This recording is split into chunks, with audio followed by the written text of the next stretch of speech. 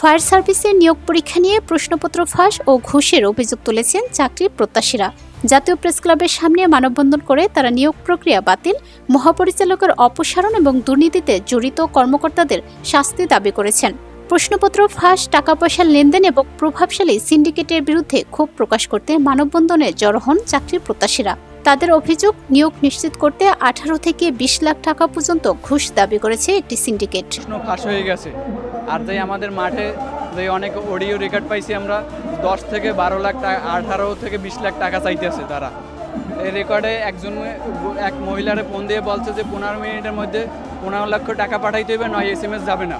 সে মাঠ থেকে বাদ পড়ে গেছে, তারপরে সে বলছে যে মাঠে বাদ পড়লে হবে না, 15 মিনিটের মধ্যে যদি টাকা 15 লাখ দেয় তাহলে অটো SMS যাইবে ওই সিমে। অভিযোগ রয়েছে, নির্বাচিত কিছু প্রার্থীকে পরীক্ষার আগে প্রশ্নপত্র সরবরাহ করা হয়েছিল। এতে যোগ্য হয়েও অনেকে সুযোগ থেকে বঞ্চিত হন। গত 13 সেপ্টেম্বর নিয়োগ পরীক্ষায় প্রার্থীদেরকে আগেই পরীক্ষার হোটেলে প্রশ্ন দিয়ে তাদেরকে আগেই প্রস্তুত করে রেখেছে, যার ফলে আমরা পরীক্ষা ভালো করেও পাশ করতে পারিনি। আমাদের এই মুহূর্তে দাবি হলো এই পরীক্ষা স্থগিত করতে। মানববন্ধনে 3 দফা দাবি জানানো হয়: চলমান নিয়োগ প্রক্রিয়া বাতিল, মহাপরিচালকের অপসারণ, দুর্নীতিতে জড়িত কর্মকর্তাদের শাস্তি। মূল দাবি হচ্ছে 3টা।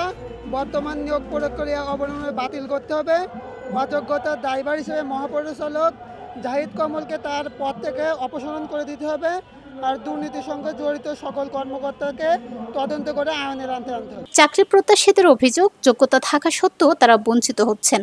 নতুন প্রজন্মের প্রতি এই অবিচার সহ্য করা হবে না বলে হুঁশিয়ারি দিয়েছেন তারা। জীবন অবাক না করলে কে করবে? 28% মিল্ক ফ্যাটের অবাক করার সাথে ফ্রেশ মিল্ক পাউডার। জীবন অবাক করুক প্রতিদিন।